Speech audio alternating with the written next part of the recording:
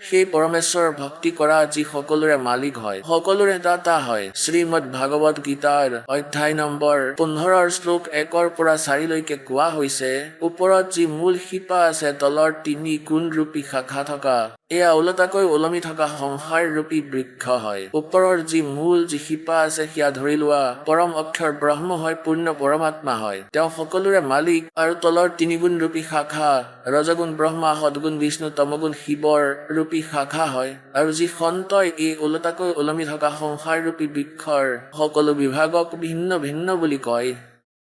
সেহ বেদবিদ, তেওঁ বেদৰ তাৎপৰ্যক জানোতা হয়, অৰ্থাৎ তেওঁ তত্ত্বদৰ্শী সন্ত হয়। পৰমেশ্বৰে স্বয়ং ভূমিকা কৰে, সতলোকৰ পৰা নামি ইয়ালৈ আহে।